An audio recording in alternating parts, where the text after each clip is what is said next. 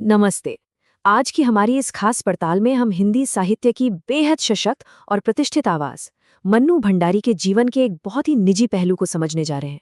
उनका आत्मकथ्य एक कहानी यह भी, सच मानिए, सिर्फ एक साधारण संस्मरण नहीं है। यह एक ऐसा शानदार दस्तावेज है जो हमें दिखाता है कि कैसे बचपन की गहरी मनोवैज्ञानिक परछाइयों और आगे चलकर मिली राजनैतिक चेतना ने एक असाधारण व्यक्तित्व को गढ़ा। सोचिए, एक छोटे शहर की झिझक से भरी लड़की आजादी के आंदोलन की आंच में तपकर कैसे एक निडर लेखिका बन जाती है। आज हम इसी सफर को डिकोड करेंगे। तो चलिए सीधे गहराई में उतरते हैं। मन्नू भंडारी, ये नाम सुनते ही जहन में आपका बंटी या महाभोज जैसी मास्टरपीस रचनाएं आ जाती हैं, है ना? 1931 से 2021 तक के अपने जीवन काल में उन्होंने साहित्य जगत पर गहरी छाप छोड़ी। लेकिन इस चकाचौंध भरी सफलता के पीछे की कहानी कहीं ज्यादा उलझी हुई और दिलचस्प है। आज हम उनकी उस जबरदस्त यात्रा पर फोकस करेंगे जहां वो एक गहरी हीन भावना से जूझती हुई लड़की से एक बेखौफ साहित्यिक और राजनीतिक ताकत के रूप में उभरी। ये सिर्फ बाहरी दुनिया से नहीं, बल्कि अपने ही मन के भीतर लड़ा गया एक बहुत बड़ा संघर्ष था। इस पूरी यात्रा को आसानी से समझने के लिए हमने इसे कुछ अहम पड़ावों में बांटा है। हम शुरुआत करेंगे पिता की परछाई से, फिर बहन का अक्स, उसके बाद साहित्यिक जागरण, फिर एक एक्टिविस्ट का जन्म और अंत में अंतिम विद्रोह की बात करेंगे। तो आइए शुरू करते हैं। सबसे पहले बात करते हैं उनके जीवन के उस सबसे गहरे मनोवैज्ञानिक आधार की, पिता की स्थायी परछाई। मन्नू जी की शख्सियत की नींव अजमेर के उस 2 मंजिला मकान में रखी गई जहां उनका अपने पिता के साथ एक बेहद जटिल रिश्ता था।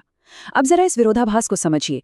एक तरफ उनके पिता के इंदौर वाले दिन थे, जहां वो एक संपन्न, सम्मानित व्यक्ति और समाज सुधारक थे, स्वभाव से बेहद कोमल और संवेदनशील। लेकिन अजमेर आते आते कहानी बिल्कुल पलट गई। एक भारी आर्थिक झटके ने उन्हें पूरी तरह तोड़ दिया। पैसों की तंगी, हाशिए पर खिसकते जाने का दर्द और अकेले एक शब्दकोश पर काम करने की थकान, इस सब ने उनके अहंकार को इतना आहत किया कि वे बेहद शक्की और गुस्सैल हो गए। और इसका सीधा असर, पूरे घर में हर वक्त एक अजीब सा भारीपन और तनाव रहता था। और पिता के इस भयानक गुस्से का सबसे ज्यादा बोझ किसने उठाया? उनकी माँ ने। एक अनपढ़ लेकिन असीम धैर्य वाली माँ, जो मूक रहकर सब कुछ सहती रही। उन्होंने पिता की हर ज्यादती को अपना फर्ज मानकर निभाया। लेकिन यहाँ एक बहुत बड़ा कैच है। मन्नू जी के लिए अपनी माँ का ये बेबस समर्पण कभी भी कोई आदर्श नहीं बन पाया। वो अंदर ही अंदर इस मूक त्याग के सख्त खिलाफ थीं। पारिवारिक पृष्ठभूमि के इस भारीपन से आगे बढ़ते हैं हमारे दूसरे खंड पर, बहन का प्रतिबिंब और आत्मसंदेह के बीच। ये हिस्सा वाकई मनोवैज्ञानिक रूप से बहुत असरदार है। कल्पना कीजिए उस बचपन की जहां कदम कदम पर तुलना होती हो। एक तरफ मन्नू जी, जो बचपन में काली और दुबली पतली थी, और दूसरी तरफ उनकी बड़ी बहन सुशीला, खूब गोरी, स्वस्थ और हंसमुख। और मुसीबत की बात ये थी कि गोरा रंग उनके पिता की सबसे बड़ी कमजोरी था। इस वजह से घर में हमेशा सुशीला की तारीफें होती थी।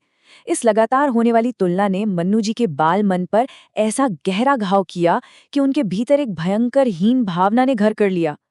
उनके अपने शब्द इस दर्द को बिल्कुल सटीकता से बयां करते हैं। जरा सोचिए, साहित्य के इतने ऊंचे शिखर पर पहुंचने के बावजूद वो कहती हैं कि आज भी अगर कोई तारीफ करता है तो वो संकोच से गड़ जाती हैं। उन्हें अपनी ही सफलताओं पर यकीन नहीं होता, सब कुछ महज एक तुक्का लगता है। ये सच में दिल छू लेने वाली बात है कि कैसे बचपन का वो ट्रॉमा आपके अवचेतन में इतनी गहराई तक बैठ जाता है कि उम्र भर आपका पीछा नहीं छोड़ता। लेकिन कहते हैं ना, घुटन के बाद एक खुली खिड़की भी मिलती है। यहीं से शुरू होता है हमारा तीसरा पड़ाव, साहित्यिक जागरण। साल 1944 आते आते घर की पूरी डायनामिक्स ही बदल गई। बड़ी बहन की शादी हो गई, भाई पढ़ाई के लिए बाहर चले गए। अब पहली बार पिता का पूरा ध्यान मन्नू पर केंद्रित हुआ। उस दौर में जहां लड़कियों को रसोई तक सीमित रखा जाता था, पिता का साफ फंडा था रसोई यानी भटियारा खाना, जहां प्रतिभा जलकर राख हो जाती है। पिता चाहते थे कि जब घर में राजनीतिक बहसें हों तो मन्नू रसोई में न रहें, बल्कि बाहर बैठे सुने और देश का हाल समझें। आइए देखते हैं ये बौद्धिक विकास कैसे हुआ। 10वीं कक्षा तक तो जो किताब हाथ लगी बिना समझे पढ़ ली। लेकिन असली गेम चेंजर मोमेंट आया फर्स्ट ईयर में, जब उनकी मुलाकात हिंदी प्रोफेसर शीला अग्रवाल से हुई। उन्होंने मन्नू को किताबें चुनकर पढ़ना सिखाया। देखते ही देखते दायरा प्रेमचंद से बढ़कर जैनेन्द्र, अज्ञेय और यशपाल तक पहुंच गया। शीला अग्रवाल के साथ इन किताबों पर होने वाली लंबी बहसों ने मन्नू के सोचने के तरीके को पूरी तरह से बदल के रख दिया। पुरानी सारी दीवारें ढहने लगी थीं। इस नए बौद्धिक चश्मे ने जिस आग को जन्म दिया वो है हमारा चौथा खंड, एक एक्टिविस्ट का उदय। यहाँ एक बड़ा ही दिलचस्प टकराव देखने को मिलता है। पिता की अपनी एक सीमा थी। वो चाहते थे कि बेटी राजनीति समझे, लेकिन महज घर की सुरक्षित चारदीवारी के अंदर बैठकर, एकदम आर्मचेयर पॉलिटिक्स। लेकिन दूसरी तरफ थी शीला अग्रवाल। उन्होंने मन्नू को सिर्फ बातों तक सीमित नहीं रहने दिया। उन्होंने इस राजनीतिक बहस को बैठक कक्ष से निकालकर सीधे सड़कों पर ला खड़ा किया। और फिर 1946-47 का वो दौर, उस समय की ऊर्जा ही अलग थी। प्रभात फेरियां निकालना, पूरे शहर में हड़तालें करवाना, जुलूस का नेतृत्व करना। जो लड़की कल तक शर्मीली और चुप-चुप सी रहती थी, वो अब चौराहों पर खड़े होकर पूरे जोश के साथ भाषण दे रही थी।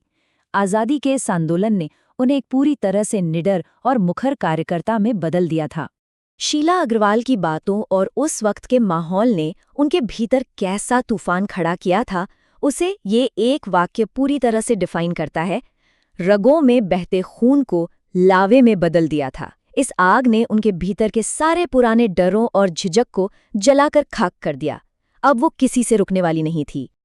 और ये लावा जब फूटा तो हम पहुंचते हैं अपने आखिरी और सबसे अहम पड़ाव पर, द अल्टीमेट रिबेलियन, यानी अंतिम विद्रोह।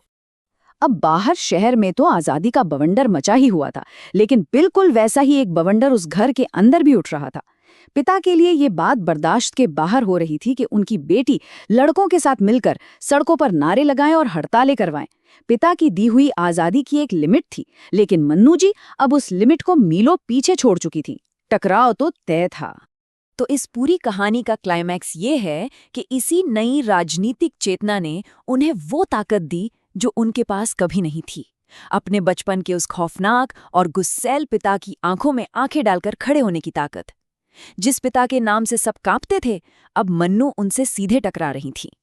इस भीषण टकराव ने हमेशा हमेशा के लिए उस बचपन के डर को चकनाचूर कर दिया। और ये सब किस दौर में हो रहा था? जरा इस अंक 15 पर गौर कीजिए। 15 अगस्त 1947। ये सिर्फ एक तारीख नहीं, सदी की सबसे बड़ी उपलब्धि है।